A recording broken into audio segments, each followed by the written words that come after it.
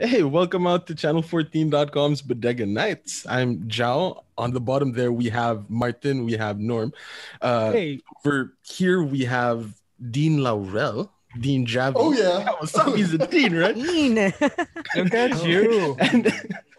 And here we have Vida, who is apparently a senior high school teacher now. Teacher from college. No, senior high school teacher.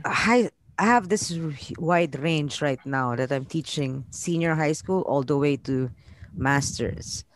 Oh, So How many I'm not preps sure do you how that will impact my mind know. after the semester. So how many preps do you have for the sem? I have three. You are insane. What? Well, UANP is insane to have senior high school all the way to college. So we're handling all of that right now. So from senior high school, they call it junior college, but it's practically senior high school. Yeah. So what subject are you handling? It's called senior AI. You guys went to AIS, I think, right? APS? AIS, Applied AIS. Integration. No? Yeah. So it was revived, but it's actually basically Project Citizen. So Yeah, I hosted some of those. yeah. Nice. Oh yeah. And, but Project Citizen in a digital way. I don't know because students are not allowed to. Yes. But so y'all put Project Citizen in senior high. Yeah, right now. All right. So at least it isn't like, at least you don't have to pour through the depth ed like modules and whatnot. Or do you still have to do that? No, but we were under depth ed, the senior high school. Oh yeah. But then like, have you seen their course outlines and stuff? Because but this one is I think they categorize this under the specialized track, so we're kind of free to design the course itself. But yeah, it's driving me crazy because now they're asking me, of course, to do the high school teacher stuff, like check attendance regularly, submit weekly reports. And I'm just like, okay. And you didn't have to do that in college? No, of course not. Yeah. why would you have to do that in college? Are they asking you for daily lesson plans? Oh no, thankfully, they're not. But the weekly thing, and then there are parents that you have to communicate many of stuff there. That's not.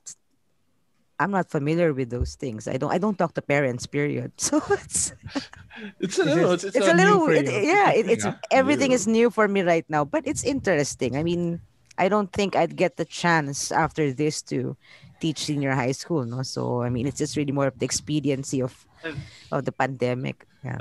I have taught senior high school for like 2 years, teaching art and design, and then like the dep ed, like nothing about dep ed. Like they're trying. We can all agree with that. They're trying. Yeah. But the requirement for arts and design, teaching like visual art was like, kung ano yung kaya ng school.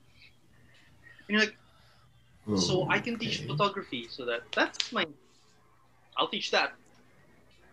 But it's like, that's not really what it's supposed to be. Yeah, there's an element of Wild Wild West right now, I think, on the senior high school level. Thank God it's not there anymore. So. Freaking teaching Paul Gov is essentially constitutional law 1, where like it's it's a little bit crazier than when we had Paul Gov in college. Oh yeah, like thinking about it, or Paul Gov in college was easy, dude. It was just like it was just articles, Article 6, 7, and 8 of the Constitution. But then like now they're telling you to include political ideologies. They're telling you to include all sorts of So now I have to talk about conservatism and like liberalism and all of that stuff, and then lead that into talking about the Philippine experience, and then talk about local government. Like, how am I supposed to do that in like 3 months? And with college age kids, diba? Parang I don't know how PolGov has changed now, pero I remember it's the same as what Jao described, but we creatively renamed it Paul Thought and Governance. We're very creative. Combined. Okay. Yeah. Good. Because I remember. Because I remember that being two separate classes when we were in college. It's now combined basically as well how you described it. So from ideology two classes in this to... in the same short of time span of and 3 because months. we have a law program now, majority of those who teach it are actually lawyers. So I'm not so it's like those 18-year-olds are experiencing law, that kind of mastery style of it. It's it's pretty cool though, like with the index cards and everything. Like they do have. So I'm like, okay, I'm just thankful I'm no longer the student. No, so I think I'm going to. So bad. I do that with my Polgov kids. Index cards. Mr. So and so. Really? You don't know? Okay. I feel like that could be like a thing that Zoom can move into or whatever. Parang instead of a physical index card, you'd have like a roulette. And then somebody would just be front and center randomly like, okay, what do you know about the subject so far? You pin their it's not off. You pin their video. It's become a little bit easier. It's become a little bit easier because what I have is you're like, this is gonna be your discussion, like roulette. I have class list now during the pandemic, but a class list, and then I have like a random number generator like around here. Oh my god! So you do have that. Yeah, for 35. Like, right, generate, right, class number 17. And they're not traumatized by that. I hope you don't get extra anxiety now. Why are you traumatizing your students, man? I know. What did I do to you? I mean, that's very nice to you in class, Joe. It was one of those things.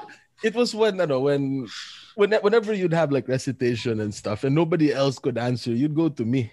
Yeah, but that's because I knew you had the answer to the question, not because I was cruel to you. Those are the ones. Those are always like the hardest questions. Oh my God! That always end up being asked to me because nobody else can answer them. Can I preface again? Yes, Javi. Dean Javi. Yes, Mr. Yes, Laurel. Mr. Dean Laurel has raised his hand. Vida has never been my teacher. Yeah, no, you weren't. Whoa. I've been in UA. I was in UA for 5 years. Never been my professor. Oh. But I think because by the time I went to Paul Echo, shifted, you were already in your third year, probably. It's always been humanities. Yeah. Yeah. You were a year above me. I've always heard your name, like with all like the Jao and all of them. But like, yeah. It was Vida in. Oh no, maybe because I think you were the batch. No, you were the batch that I think umalis ako ng UANP. I left UANP for a bit, so I think that's why. Everyone assumed that I knew you. And then Vida, well, it's a small community, so we kind of all know each other. Unlike now, no, it's like. And when you've got educators the same level of awesome, you assume they vibe. Diba? It's like we assume you know each other. Yeah, there's an assumption. So that's the hypothesis right now, Mr. Ted. You aren't Vida's student anymore. You don't have to suck up. Oh nga. Yes, man. Brownie points still count, man. 8 over 10. Through all levels. Maybe Norman is scared that I'll ask him to do magic again in class or something. Oh, wait, you did magic? Certain. Oh wow, this is new. I couldn't answer her questions, and I had to like do magic by. Well, it was entertaining. It was. Yeah. My favorite part was like after school because when we had Miss Vida as a teacher, it was in the middle of the 2008 election with Obama and McCain. I think so. Yeah. Yeah. That was fun. Yeah. Well, right now it's I think more interesting because of Donald Trump, but unfortunately, we have very little time to discuss it. You know, it's like everyone is exhausted after their 3-hour class. So it's he's an asshole, so that's it actually. though I will say that Donald Trump, I really do think he's like a social media savant or something. Oh, he is. He knows how to. He knows how to work people. He's like a wrestler. Like he tweets something bad and no, you can't. Oh, how dare you? We will cancel you. Like, you know what? I guess actually, this is how he earned this WWE Hall of Fame ring, I guess. He was in the WWE for a while, diba? Yeah. His Trump Plaza hosted 2 WrestleManias, and he shaved the head of Vince McMahon bald because Bobby Lashley won for him. And that's where it all really began for Donald Trump's presidency run. Yeah. Our Dean has a question, dude. No, yes, Mr. My cousin was like, oh, Donald Trump, medyo okay yung idea niya. Pangit lang yung pagkagawa. I was like, my cousin, so. Well, I don't know. It's the effect of social media. I don't know. It's just the effect of social media. Actually, Donald Trump is quite interesting because I have 2 preps this semester: media and information literacy and Gov. Right. So, in the person of Donald Trump, there is so much to talk about, diba? Like questions about the separation of powers, how the U.S. system is different to the system of the Philippines, but at the same time, the fact that he's a bit of a social media savant, like when they were talking about stimulus, right? Their legislature passed the stimulus bill, ended up on his desk for like approval or veto. Then what he does is pardons everybody that probably shouldn't have been pardoned, and then says he's going to veto the bill. So, like, the whole internet explodes talking about how he's going to veto the bill and not talk about all of those egregious, like, pardons that he just made for, all of those people that covered everything up for him. So it's like, this guy's good. Yeah, and he knows that for many people, there's already a Pavlovian response to whatever he says. So it's when he tweets, everyone is going to react. So I think pretty much similar here also. They kind of know how to distract the people because you have this issue, and then Duterte is going to talk about something about women. Of course, it's going to trigger a lot of people. So a lot of things are forgotten. But the difference is that I think Trump has a control. No? He knows what he's doing on social media. Of course, President Duterte is not social media savvy. So he has a team behind it. So that's why I think Trump is a lot more you're right. No, I agree with you. He's a lot more interesting in that way. What do you think of him, all the social media platforms banning him recently? Yeah. And how does that work with his savantness, I would say? Because that's how he would how he would get his message across was social media, Twitter, and all of that. But now everything, he's banned with every platform. So what do you think of that? Joe, do you want to start? Tough question. Joe, you take this one. He's I don't know, those social media platforms are all well within their rights to do that. It's just kind of it's kind of interesting, It's kind of interesting in that if this were anybody else, there would have been an outcry about free speech. Yeah, but because it's incited. But then because it's Donald Trump, it's like the collective internet has celebrated, which is, these private companies are well within their rights to do that. But at the same time, one can't help but feel like if this had happened to a more popular figure, there would have been an outcry about free speech. To counter your free speech argument, he had the freedom beforehand. It's just a consequence of the abuse of that freedom. Yeah, but then you can't have pure free speech without the consequence, and the consequence was after the riots they banned him. So yeah, but what's it shouldn't have for the greater good, Zhao. Which brings up another question about the greater good being arbiters of free speech. Okay.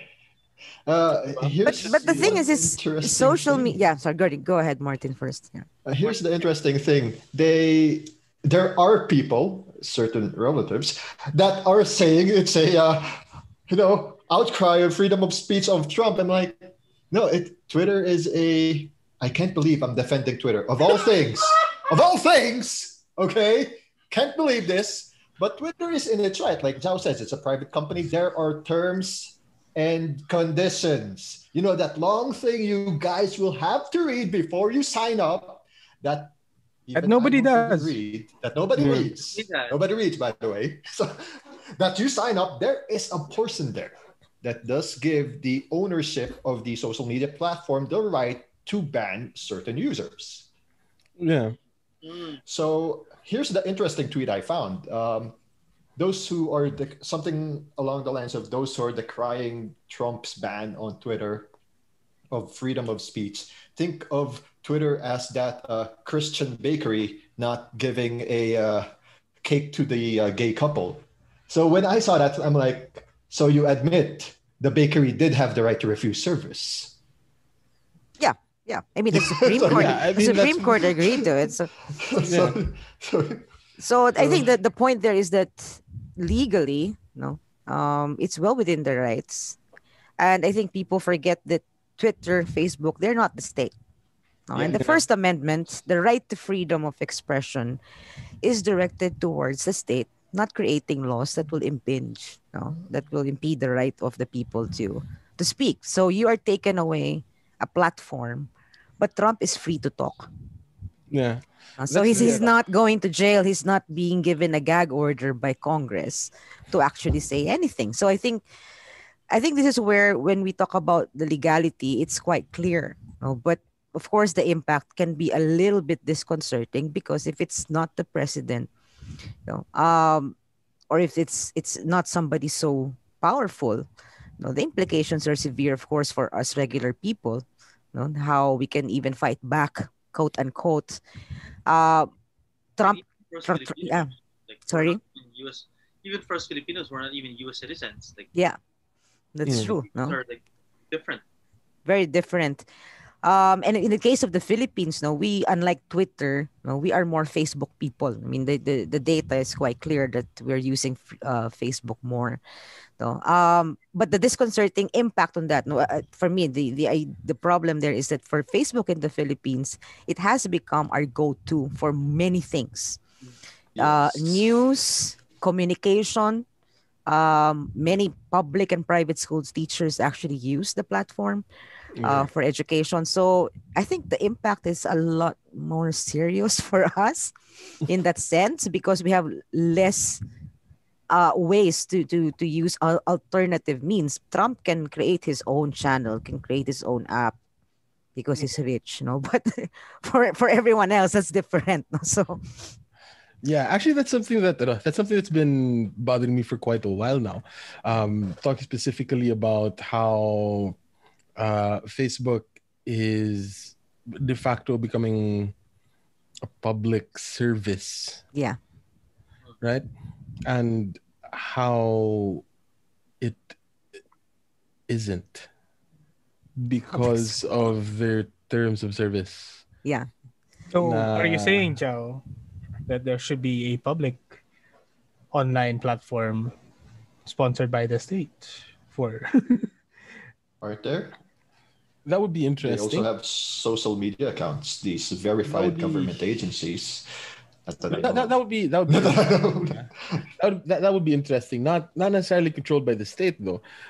Sort of like the internet, how it once was, where free and open. Like, when you had like message boards and whatever. Oh man, I miss message boards. It was literally like sitting on a server somewhere, and somebody could just like put up their own. Everybody has a forum somewhere for their niche interest. Forum. easy boards, pro boards, forums. Like that would be that would be a lot nicer because not the same as like having like chat groups and like Facebook groups, Yahoo groups. It's Yahoo no, groups, because not really, because of it being Facebook, right? Let's how do we put this? Like, theoretically, everything else like. They're no longer just hosts. In other words, no. I think the web 1.0, you have a website that hosts different boards, and for different board you have different rules. I mean, different tolerance levels. Yes. I think the closest we have right now to that one is still 4chan. It's the remnant of the past. Reddit, I remember Reddit because is a lot more conscious about censorship, but 4chan rarely has. Yeah, I mean, for better or for worse, it's really as libertarian as you can get, I guess. Yeah, and I remember like. Although I hesitate. I was just gonna say, there's a lot of hesitate to use the people word spamming or flooding threads, and these are like forums that are like from private companies, not so moderated, like AXN. I'm sorry if I'm showing my age here, like MTV forums, MTV forums, like the same user floods and floods. We're like, wait, where's that thread I was discussing about, Highlander or what's that, or wrestling? No, AXN, show me WWF, and they never did. No. Yeah. Oh, go on. I'm good. But no, I was just gonna say I hesitate to use the word censorship because that's something that's directed again to the state. Yeah, that's true. That's true. If we're being technical about it, so I don't know. You know. I guess sorry, go ahead. I just think that the irony is that Web 1.0 is precisely supposed to be to diffuse information, to democratize. I think ideally for those who idealize the internet, that was how they saw it. No, but we're actually in so many ways reverting back to a television type of information where it's really one way, which is, I think, the irony of having a more democratized internet. We have more access, but we're less and less about content creation for ourselves. And actually, we ended up really more consuming because of Facebook more than any other platform. No, so. Well, I don't know. There are two on this end. Like I'm of two minds on this because on the one hand, it could be a result of there being too much information out there and having that defaulting to whatever is the default. I can't remember what the psychological term is. Decision fatigue or something. But then the other thing that makes it a lot more like TV is the presence of an algorithm that feeds you with stuff that you supposedly want to see. So even if I wanted the internet to be the way it was, I couldn't because Facebook, YouTube, and all of these other algorithm-based sort of services tell me what they think I want to see. And a really interesting thing is there is a sort of radicalization that happens as a result of these algorithms. So like if you go onto YouTube and start looking up stuff about agnosticism, you're going to end up with stuff about atheism. If you look up stuff about vegetarianism, you're going to end up with stuff about veganism. Right? Like there's like this hardcoreization, and if you start looking up stuff about like Christianity, you're gonna end up wanting to convert to the Greek Orthodox, right? Like, And, I have to interject as well. And aside from the algorithms that you're searching, it's also like country specific. So right now I'm on YouTube, and all the things I'm seeing here are in Portuguese. But this is the same account that Zhao has right now, this Zhao 14. So if he checks his YouTube, I'm betting what you're seeing is like local Pinoy vloggers with the laugh tracks every other second. Oh, God. Go on YouTube now, Zhao. I have a question about like what you guys were saying, but like it's more interesting. Like Zhao, go on this YouTube. ain't Portuguese. Is it in Filipino or Portuguese? Yeah. It's the Filipino stuff. It's the Filipino stuff. See? Even though we're on the same account. My this is like the algorithm of location. And this is where it gets troubling sometimes. Like, it's location specific, but what does that imply? It means that we should be sponsored by NordVPN. NordVPN. Baka naman. Channel14.com. Channel14.com. But because we're not sponsored by NordVPN, we have to ask our listeners, readers, viewers to click subscribe on our channel somewhere. Please subscribe. Somewhere down below. Thanks for listening to us on Spotify. You know, guys, this is where I need to open up. We need just a few more followers. Come on, guys. What? Give us our go. We are here for the goal of 69 subscribers. We just need 3 more. We have 66 subscribers. Nice. We keep unfollowing so that we have a stable of 69.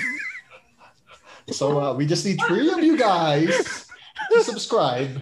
And if you're the 70th, we'll just delete you from our subscription. Okay, we just need There's only 69 slots ever. Okay, we're just asking for 3 more. Javi is the 66th subscriber, so we need the 67, 8, and 69. It's simple. It's simple. I'm like, we need 3 more. I'm like, subscribe. I'm like, what number am I? Just like 66. Cool. 66. Cool. You subscribed a few months ago. I think that was before Christmas. Yeah. I can't get the notifications anymore. Martin is keep taking names and keeping dates of everybody that subscribes. Yes. Pag umabot tayo ng 69,000, may raffle na yun eh. Giveaway na raw. May giveaway na yan. The complete CD collection of Radio Norm seasons 1 to 3. Seasons 1 or your personal copy of Philosophy of your choice. So my question is, you guys we were talking about like the algorithms of YouTube and like other sites. We talk about like, oh my God, yeah. Like you talk about like, oh, I want shoes, so you Google Nike, and then like when you go on Facebook, all the Nike ads are all Nike shoes. My question is, what's so bad about that? Sometimes it gets wrong. I can scroll on my Facebook right now. For some reason, there's a latex cat suit when I'm just checking out Genshin Impact, or like these weird anime, these weird anime statues that's like hentai. What the hell? All that disturbing shit. The algorithm is not fixed. The algorithm is somewhat broken and it needs fixing. It's all right, Martin. We accept you either way. Thank you. Yeah, still. if I accept that if I accept that algorithm is about market research, for me I have very little background on market research. I worked a little bit on that one. It's never neutral. It's never neutral. It's always looking for that what we used to refer, I don't know how it's called now, as aspirational. It's very psychological. It's Carl Jung. So it kind of on a I would say a little bit of a more sinister approach. It preys on your weakness.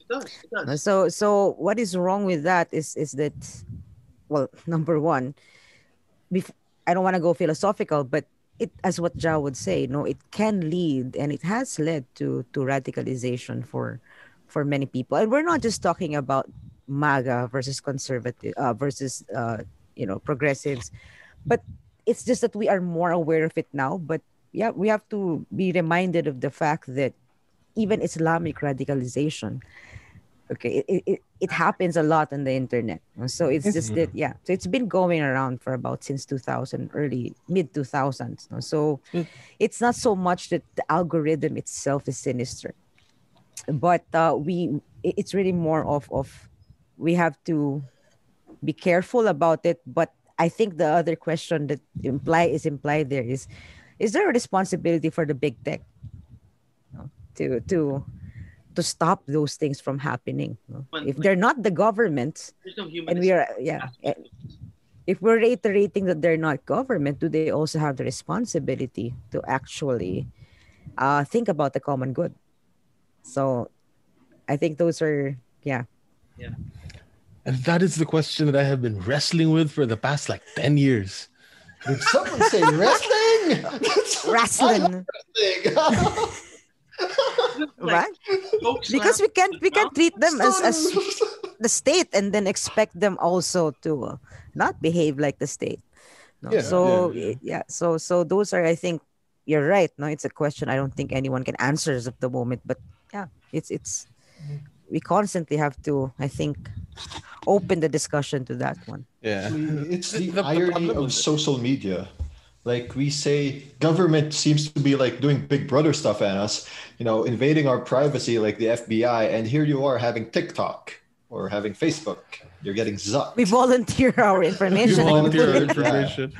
But then the difference with that, the difference, I guess, between the state and say Facebook is with Facebook, we theoretically have a choice.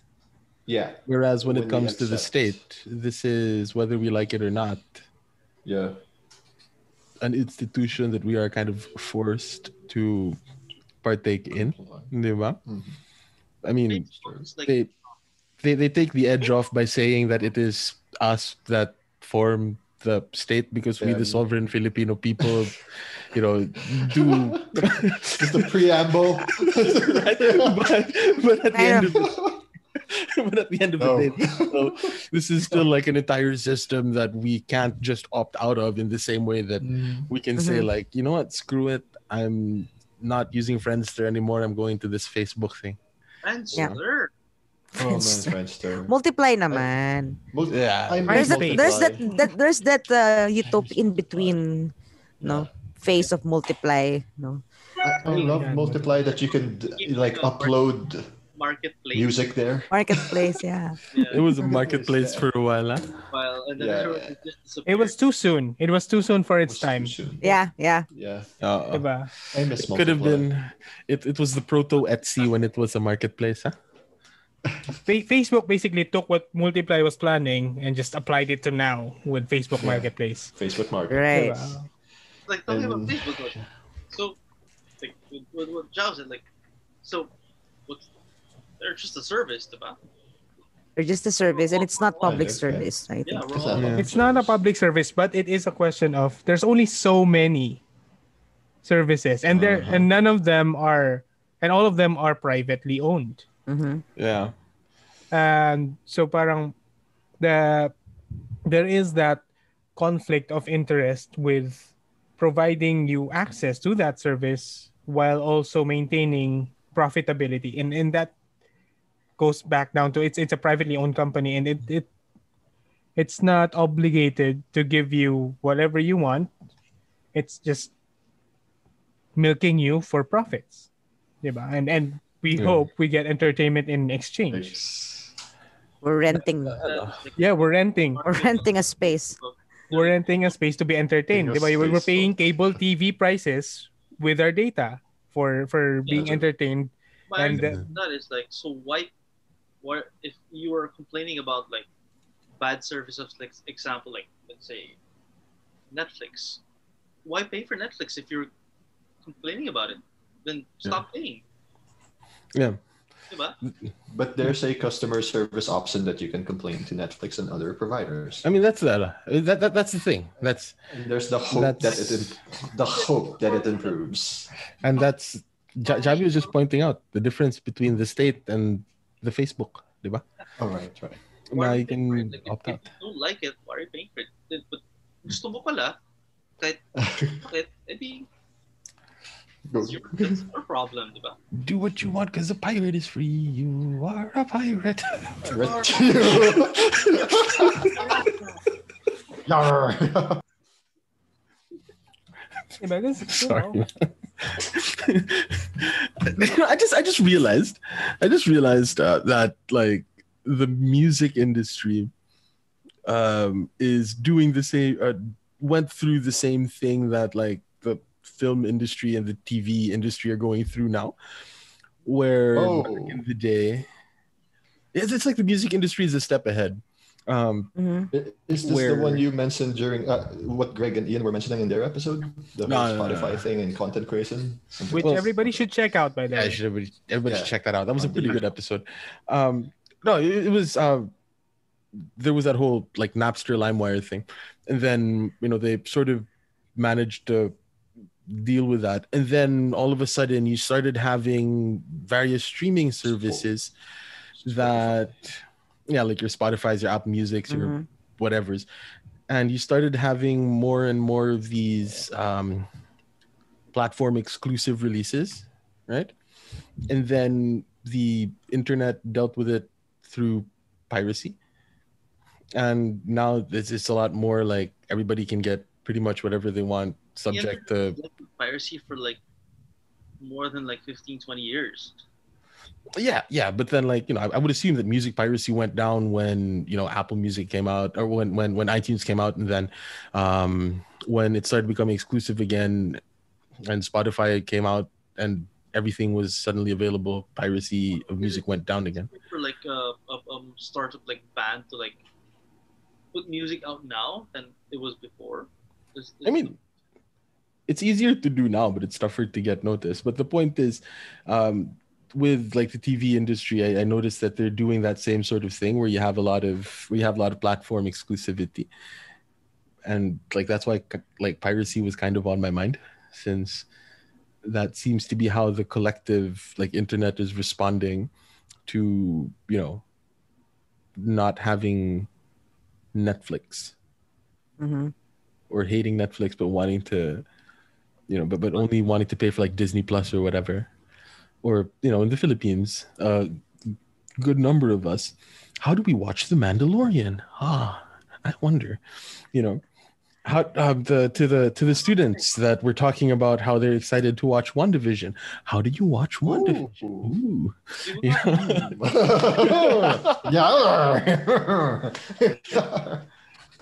Actually, thank you for reminding me. I gotta get the first 2 episodes. I heard it's good. It's all right. It's all right. Okay. Yeah, I think the market in many ways will respond, and that's why I'm not particularly enraged over the whole Twitter issue. It's precisely because when you look at the history, there's not a single platform who has really outlived many things. It's kind of like restaurant business. At some point, there is really a expiration date. I may be talking too early. I don't know if Facebook will be with us until eternity, but it's kind of safe to say that it's actually losing dominance at this point. Yeah. In terms of not just in terms of user number, but in terms of they're having trouble with maximizing their space literally for advertising. That's why they're moving more and more to Instagram. And more Instagram users are actually trying to find different platforms because it's become a marketplace, and they're getting turned off. So, in many ways, I think that the Facebook design might end up actually ruining itself in the process.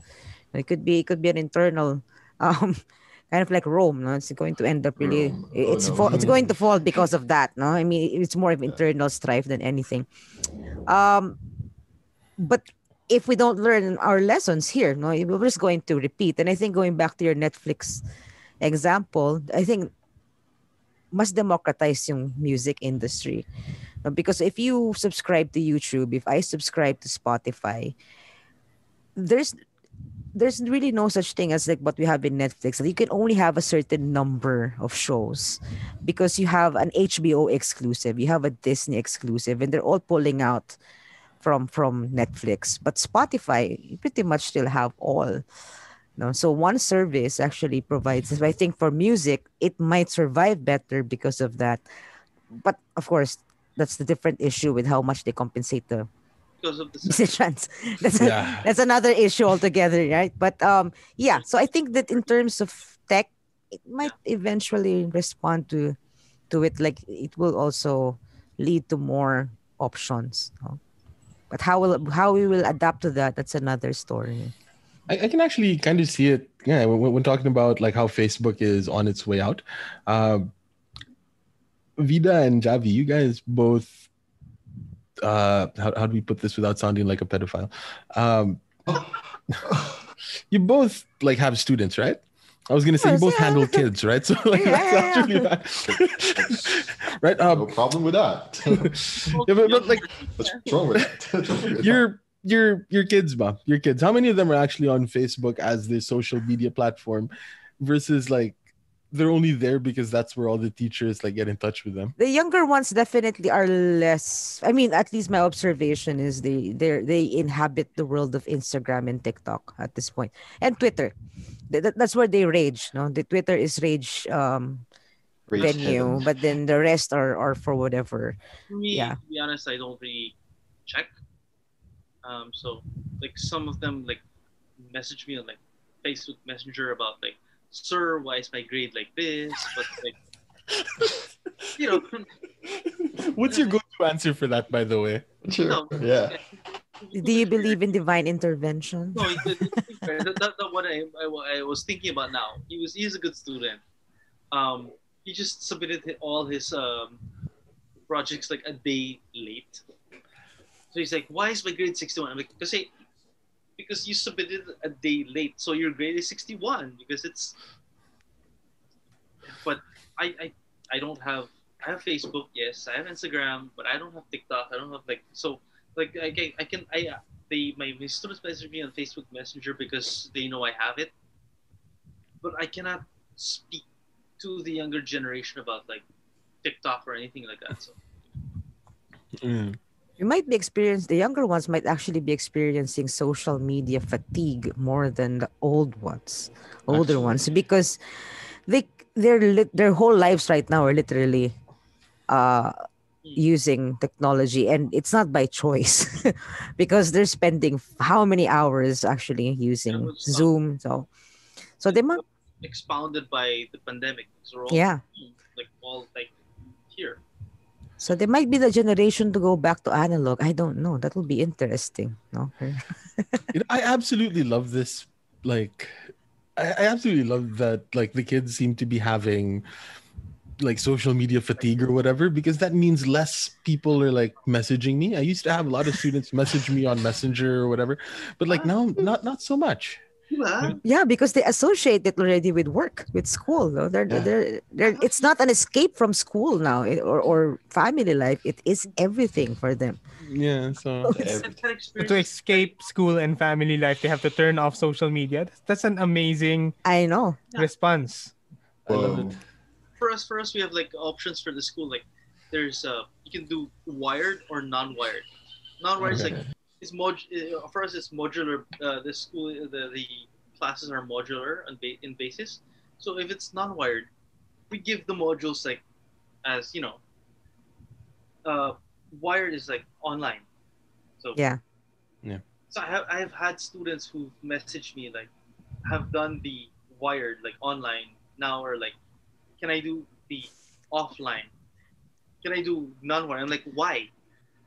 Not because like I'm saying no, but I'm just curious, like, why? He goes, because I cannot, handle the classmates, and I think I can do it on my own if it's just with me, and I can manage my own time. I'm like, okay, good. Then do it when we give our, because we usually have like a poll so that we can gauge like how to develop our classes. I told him like, just say offline so that we can prepare. Yeah. So there's. I like the evolution of access to education from where you want it, when you want it, and now how you want it. Yeah. As a teacher, though, I dread like whenever students, or I dread if students don't have, would prefer to go for the offline like version of it, because that actually means I'm going to have to rely less on that Socratic like go find out and report back to me. Yeah, it's just one time like they send everything back. Yeah, and then you grade everything. Yeah, I mean it's like, because some of my lessons are I give a nice introduction, and then the part that is supposed to be the actual delivery of content is a series of questions that they should go out and answer. Mm-hmm. And how they answer that? Well, search the internet. Yeah. And like, if they go for a completely offline sort of version of that, I'm going to have to actually type out the lecture. That's true. I just did that this afternoon for my asynchronous.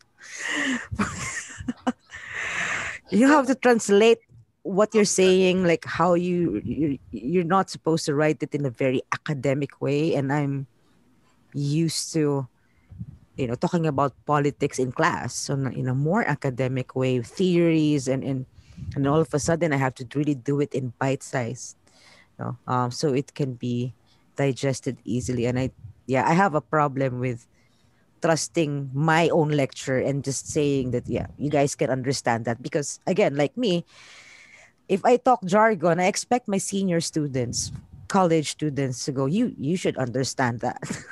Which is not the same for a senior high school. So that's where I'm having a real crisis right now, to be dramatic about it, because there's going to be very little way for me to know in many ways if they're understanding it. Have you ever have you ever done that thing where you just like record, where you not record your lecture, but have like Microsoft Word or whatever transcribe what you say, and just no, not No. You haven't not tried right. that yet? No. Have you done that, Joe? Yeah. Some of my like lessons. Wow. I just hit the like transcribe button or whatever and deliver it as I would be delivering a lecture, and then go back and do all of the punctuation after. And then you send it to them? Yeah. I would just record myself like speaking, even if there's no video, and then just send it to them. Yeah, that's what we're doing also. We have our synchronous classes. Like in senior high school, we're supposed to have 4 classes per week. Okay. But we were told by management that it's 4 classes, but they can only do so much in terms of synchronous. They really get fatigued. I understand that. And so my students were the ones who actually told me that, Miss, we can do maximum of 2 per week. Synchronous. So what's synchronous? Sorry, I'm not. Yeah, well, but live basically, or recorded. So we don't check attendance. So anyone can attend. So I'm not expecting all students will have the same access. So it's recorded, and then we upload it so that others can have time the moment they have access to download it or to watch it. Yeah. Like you schedule like a Zoom. Yeah. For the whole class, Mm-hmm. but you don't check attendance even if like you have a class of like say 30. Mm-hmm. I have a class of like 29 this semester, and that's you guys, we have like classes of 40. That's so annoying. I know. Yeah, I know. I think I'm the most spoiled in this among the teachers here, because UANP population is really small compared to. They're really proud of that. 5. Well, for now, yeah. And only 5 attend like the synchronous, and it's only 1 hour a week. I actually really like it when a lot of kids are absent. Why? Right? Because they're forced to interact with you. Right? Because like if sometimes I end up with like 35 kids that are just there. They're just names. But and when I say, all right, chat, throw a question or whatever, you're gonna have like 4 or 5 people answer, and everybody else just radio silence. And I'd rather have those 5 people there. I would agree with that. Mm-hmm. So I kind of like it when a lot of people are absent, and it makes it easier to like justify a low grade, especially if you're doing like recitation. Like, well, you were never there, and you were so quiet in chat. You never gave an excuse letter, but I don't know. Well, we're not supposed to check out a grade recitation if it's attendance is not. If attendance is not mandatory, that's why I'm yeah. Well, yeah, I like if it's like a normal like face-to-face class, I like 15, 20. Yeah. It's so interesting, definitely. like listening to I haven't had you educators talk about the struggles of 10x content philosophy.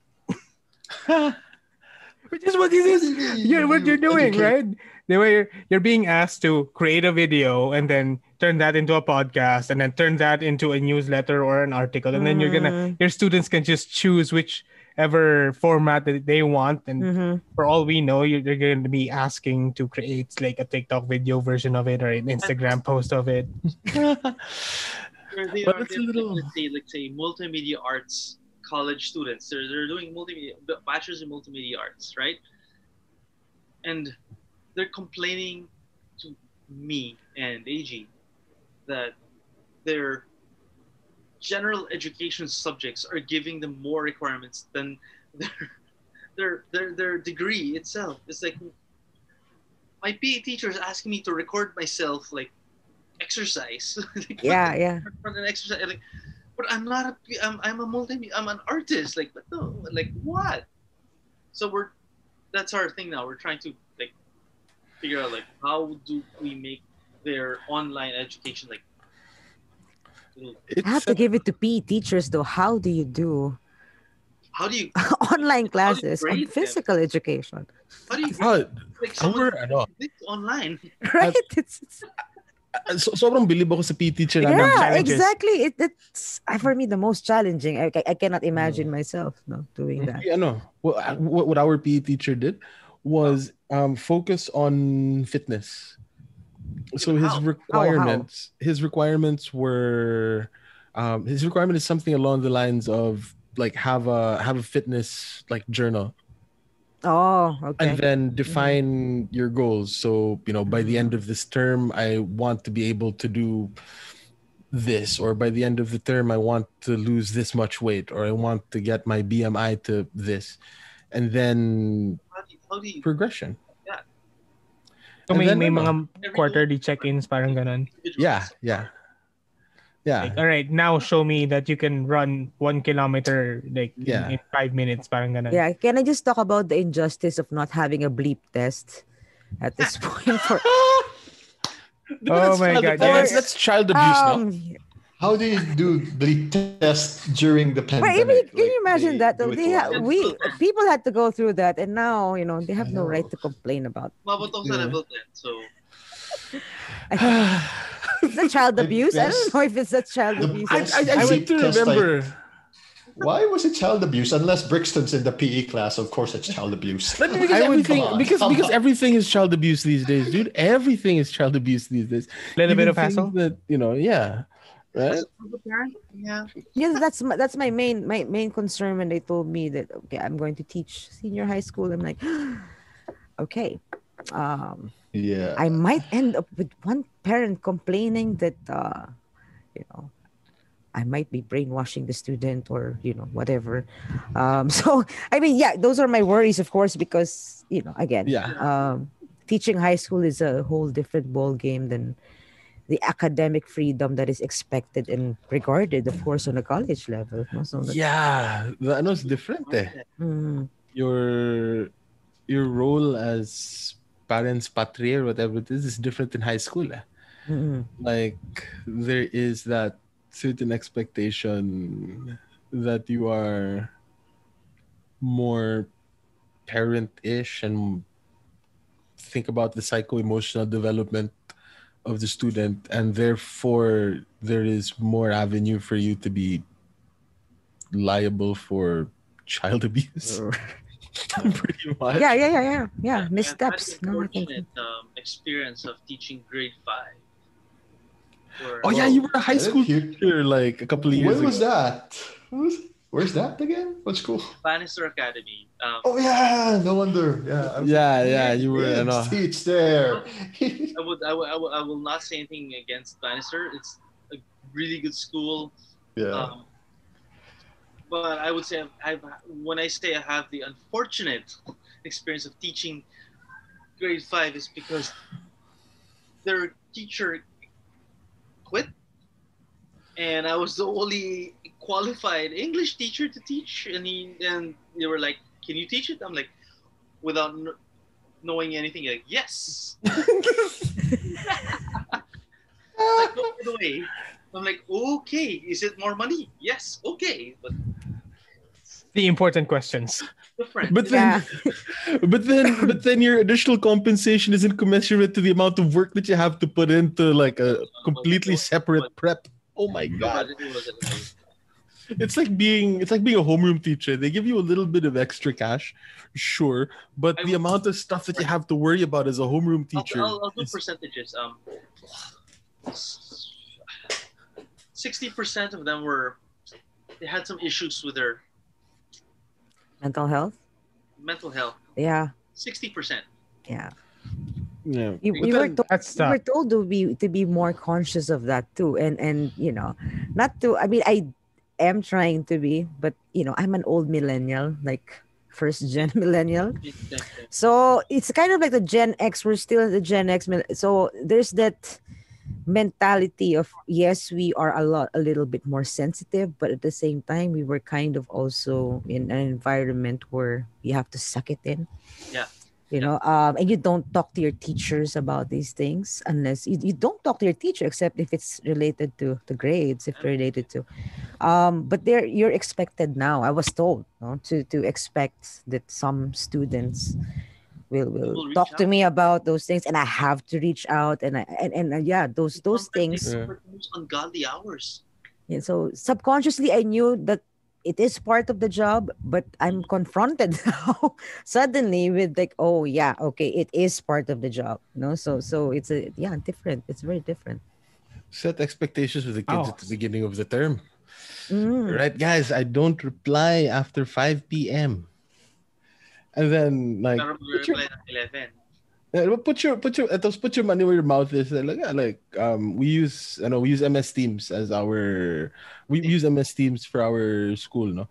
So I really make it the case now it doesn't notify me of anything after like 5, and only starts notifying me at like 7 or 7:30 in the morning. So even if they did try to get in touch with me, sorry. Like, there's no way that, you can do that. But, students are very creative with, like, researching, like, who you are and, like, That's why I have this setup. That's why I have the podcast, no? And that's why I like have stuff on YouTube. We just put so much stuff out there that if they try to do any sort of research on me, there's going to be too much for them to do. And they just end up becoming fatigued. That's true. It's like, I really check out our YouTube, guys. Yeah. Do I really have to spend 1 hour listening to Mr. Atienza, trying to find information about him on YouTube? Getting some dirt. Posting it online without context and canceling him. He gave me a bad time on this class. And I put clap emojis in between words. Although, to be fair, there was one student that if I know. If I sound a little bit presumptuous, no. But if I were like, if I were Vida, he was like the Jao of the class, and and what this guy did was he went through all of the Third World Linux podcasts. Oh, I remember this story. And he got a bunch of different like voice clips of me saying whatever, and he made like a he made a Mr. Atienza voice pack. He made a soundboard with Jao. He made a soundboard with some of the stuff that I said on the podcast, and I found that so amazing. Can I have that? Because like we might have stickers of Telegram somewhere. Different Zoom freeze. We're trying to promote esports in like the education spectrum, and I want that back. Oh God. And it was really cool. And he debuted it during I like to do like Harkness tables or Socratic circles or whatever, where we have like a number of. Sorry about that. We have like a number of students, sit in the middle of the class and have like a student-led discussion about topic that I throw at them. And if ever, he wanted to say something poignant, he'd whip out something from the Mr. Etienne's voice pack. What was his favorite soundbite what's from his you? favorite soundbite? Right. I hope it's not you cussing. Yeah. Something like, that's freaking horrible, or something like that. I'd like to request for that, and then when my students start consulting, I'll just hold on. This is my reaction to your outline. Freaking amazing! Oh my god! Like an audio GIF reaction. Right. That was amazing. It was a lot of. Is he still your student now, or like? No. This was like 2 years ago. What grade did you give him? Like, I mean, he did pretty well. Because he was pretty good. He was pretty good. Like his papers were good. He had really good presentations and all of that. So smart and everything. Yeah, probably in the 90s, siguro. Yeah. For me, that's a good grade. Yeah, I mean. So you're teaching high school or senior high school? Senior high. Senior high too. Yeah. But ideally, they're supposed to be college already. The senior highs I'm teaching right now, basically, guys, those were you, no? Yeah. So freshmen and sophomore. Yeah. But yeah, I do notice a difference in how should I say it? Demeanor. Yeah. And maybe in many ways also confidence. I don't know how to put it without making it sound like, I'm putting them down, but there's a certain level of confidence before among my students. Like you kind of have this feeling that you're actually dealing with adults. Yeah. Maybe it's the labeling that the expectation because you are in college. I don't know how that changes also your attitude, but is it Is this when they finish senior high? Or like, basta you're in college? Yeah, I don't know. I'm not sure, but say, dealing with the freshmen and sophomores back then, I taught a lot of them. There's a certain feeling that I was dealing with adults. Young as they are, they're young adults, but still adults. There's a certain, but here it's quite clear. At least they're, management is making it very clear to me that I'm dealing with children. Yeah, because they're under 18. You guys were under 18 as freshmen. A lot of you. I was 16 when I entered into college because I didn't have grade 7. Yeah, that's what I'm saying. But parang there's this particular expectation that I'm dealing, even though they're 17 and 18. I asked them, how old are you? 17, 18. Mm-hmm. But the expectation is I still treat them like children. Yeah. But we're just talking about a label between senior high school and college. Like 20? When they say I'm like 19, turning 20, or like when they say I'm 21, but okay, this student is like mature. Yeah, well, there's that expectation. It's not because of like, I don't know. It's a number. It might be a number, but it's like that like when I was 19 and 21, different. It was different, like the mindset. So yeah, I don't know. The moron that I was at 17. The moron that I was in my freshman year of college is something that I look back Joe, on. you were always in the tents. Probably should have been, you were always at the tents. I was doing stuff that probably wasn't proper for a 17-year-old to be doing. Probably that was probably the wrong person. Only got to experience tents for one semester. Definitely doing things that definitely 17-year-olds shouldn't have been doing in the middle of the afternoon. Oh, okay. But I do believe that there's something to what Vida's pointing out. Yeah, and I can see the title change from high school to college also means like a mindset change. Like when I remember when I graduated from high school and I was like, all right, I'm college now. I should be getting my stuff together. So I gotta enter it with a different mindset. than when I was in high school and try to do it a little more seriously. I didn't do that. I was delayed because like my first year I was like, oh, freedom. The big difference between high school and college kids is the parents. Yeah. Involvement of the parents. Yeah. Mm-hmm. The involvement of the parents. Because if you're in college, theoretically, you can just like not tell your parents your grade. The what? You don't? And the social peer of your parents, like going to school and talking to your teachers, I think there's like there's an embarrassment right there, right? I mean, that's social pressure, that's peer pressure. So, but then when it's high school, there is sort of that expectation for the parents to have a parent-teacher conference, and that can also have a bit of an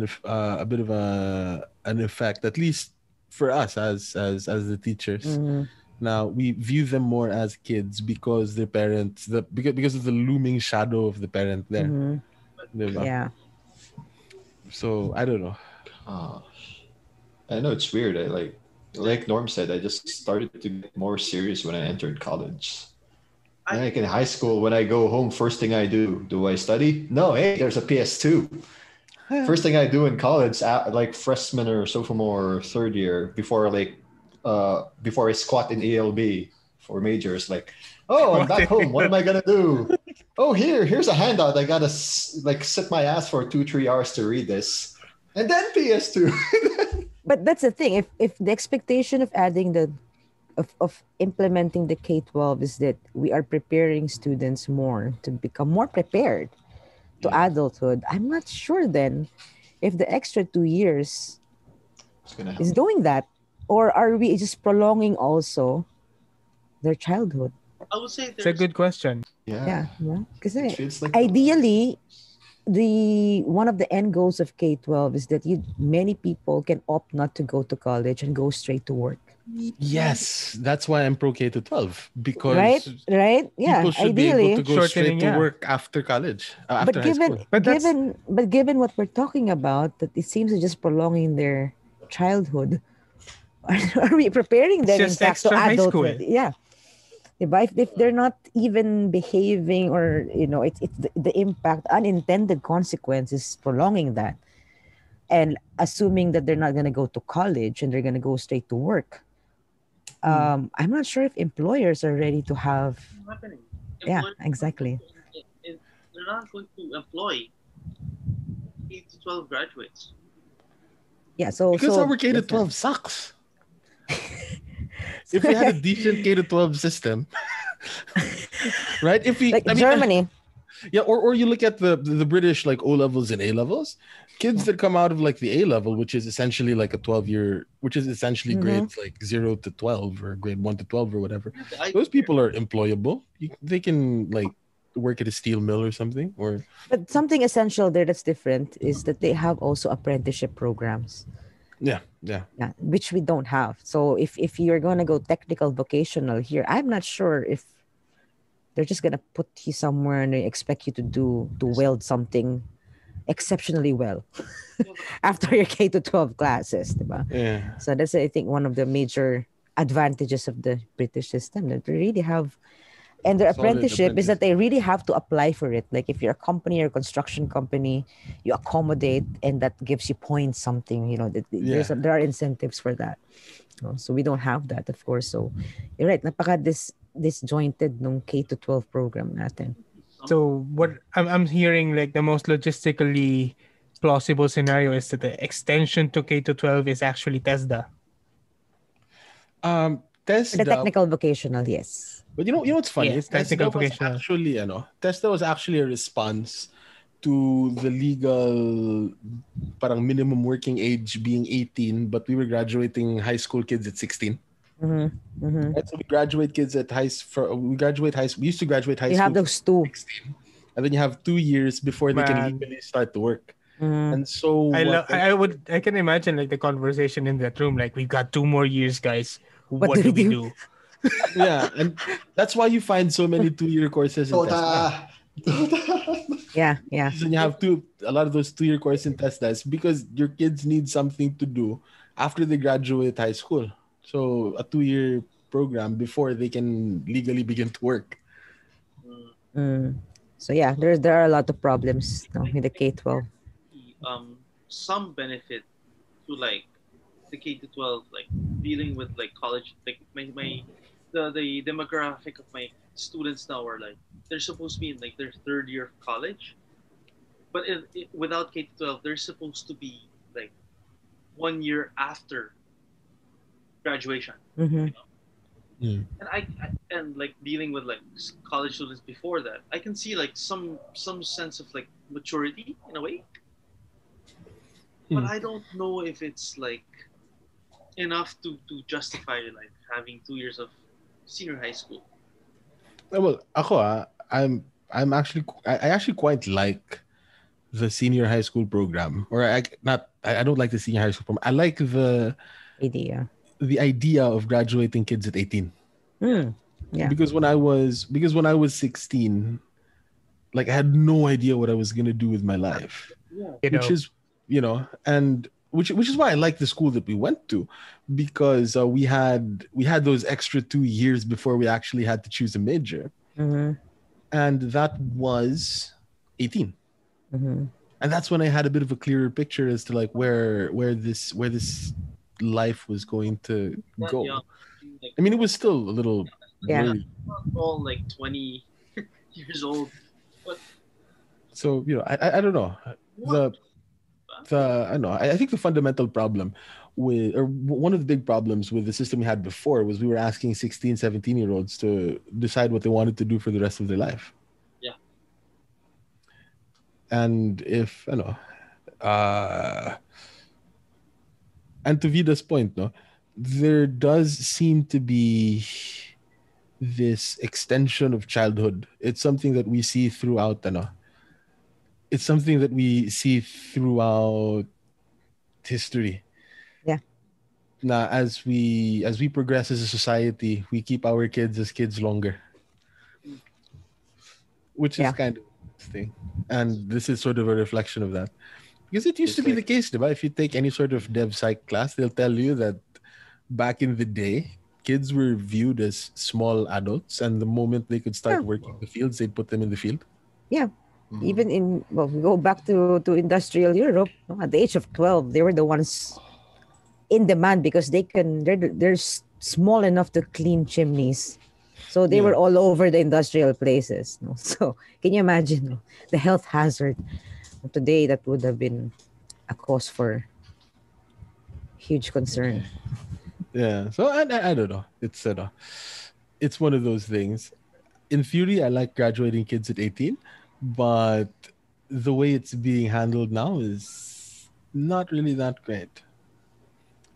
Which is, I guess the core of the problem for how it's being implemented right now, the K-12 system here is parang, if I understand correctly, was that it was a response to the requirement of fast food workers being like at least 2 years in college, and that was a little too much to ask for some people.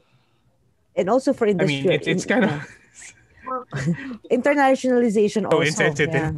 It's also for those who want to go to college abroad, because we graduate with a baccalaureate here at the age of 20, 21.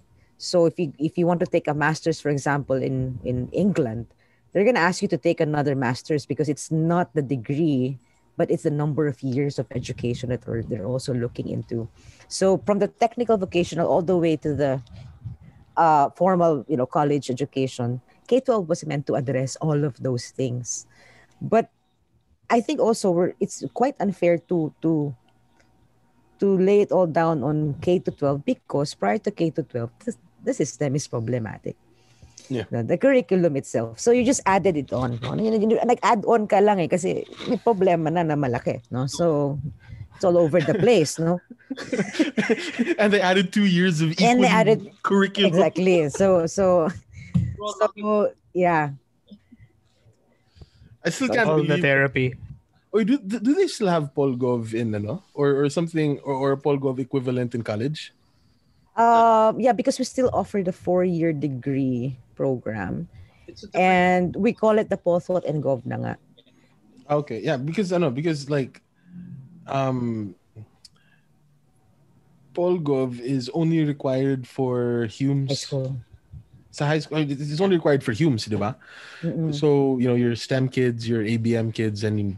Really? Isn't that Constitution? Kasi that's in the Constitution, you have to offer constitutional studies. Kaya nga eh. Which is why I was wondering, because like our STEM kids and our ABM kids don't have to take Philippine politics and governance. So I was wondering, is that college? In college, or did they take it out of... Take it. It's a college subject. Yeah, there's probably more flexibility there. Because the requirement is that, but it should be in high school now, because the assumption nga is that if you're taking K-12, you're more likely not to take college, and it should go down to the high school level. So I'm not sure about what happened in your school, why they're not teaching it. But ideally, unlike history and Filipino, it's in the Constitution talaga, like Rizal. Yeah. That's the thing. Because DepEd said that Philippine politics and governance is a specialized subject. Hindi siya core. It is a specialized subject for the Humes strand. Oh, that's yeah.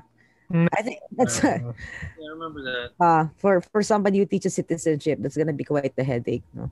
And the impact may even be more severe socially, no? Not just in terms of class, but yeah. That's and teachers are dealing with, because like the Ched said, like Filipino is not a requirement. Well, everybody takes Filipino in high school. Okay yan. Pare, we got this. High school got this. Huwag ka nang mag-alala sa Filipino, pare. Filipino 1 to 3, that's taken up in high school. Okay? Exactly. So like the Filipino teachers in college are like, it's not enough. Yeah. But then it wasn't enough before. I get like Vida is foreseeing for the citizenship. The problems, yeah. What the teachers are dealing with, the Filipino college teachers are dealing with right now. Yeah, but I'm surprised about that one, that DepEd categorized it as specialized subject. Yes, diba? For, para bang...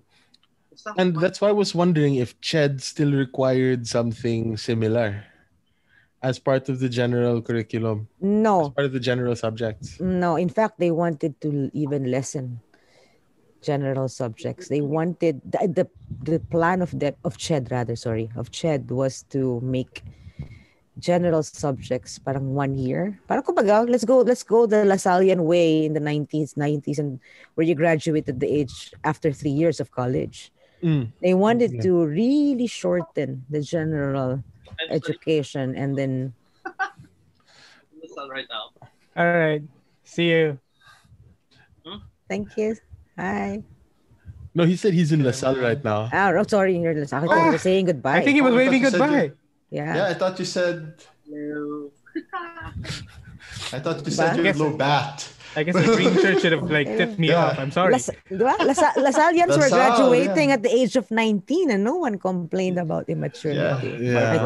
I think. I'm not sure, but they graduated almost 19 or 20. It's been their system. And CHED wanted to kind of do that too.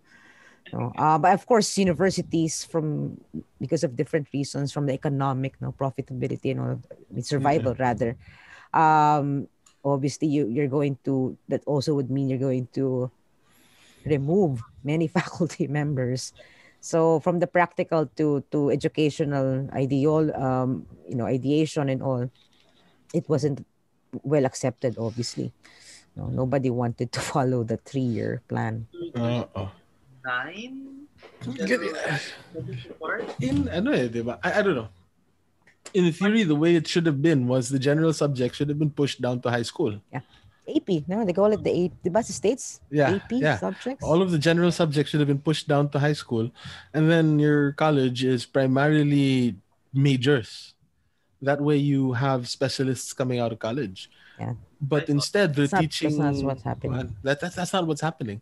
We have a weird hodgepodge where in high school, you have kids that are taking STEM taking up calculus, kids that are in the humanities taking up Philippine politics and governance, and kids that are in ABM taking up like whatever organizational management is. And then they end up going into college and still having to take readings in Philippine history. So you take readings in Philippine history, put that in high school, take calculus, put that in college. That's true. You know. I don't know. I think at least in UA and P, it's more like that. No, they try to really bring down many of the college subjects. It's a little bit confusing because we have several strands of batches now. We have the so-called 6YP. The straight program from K to 12, from senior high school all the way to master's. So they take it in 6 years, everything. I feel bad. And then you have the 4YP, the regular baccalaureate, and then you have the 5YP. So which is what we were like. What you had. Yeah, we had 5. So I'm teaching technically 3 batches in one subject right now. Pero yun, I don't know. It seems that just seems like the more logical thing to do kasi, di ba? To rearrange it that way. I don't know. That's always how I've kind of viewed it. Bakit ka nag-readings in Philippine history sa college and Rizal when that should be taken by everybody? You can put that in high school, and all of the specialized subjects that DepEd proposed, put that all in college in the individual like courses. I have no answer for that except for Rizal because it's in the Constitution. You have to teach it in college. My lolo's on. So that one, you have to amend the Constitution. To remove the Constitution. That should be that should be in high school. And it should be in senior high school specifically, because senior high school, the entire senior high school program doesn't have a single history subject. All the history has to be in senior because that's where they absorb everything, like to a degree of like. Yeah, I saw the high school curriculum of DepEd, and No, there's not a single history subject. That's something that's so frustrating. That's true.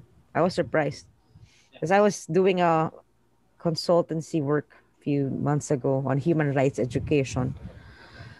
And it's the most frustrating read. I mean, just going through the whole curriculum, I'm like, there's no human rights education because you don't even have, you basically have no social science, no, and that includes history and. And then when you ask, like, someone asked her, like, do you know about this? They're like, no. Like, shouldn't you know about it? And well, it's like, relegated. It's been relegated to like one lesson in UCSP. Human rights and the common good is like one lesson in UCSP. Yeah.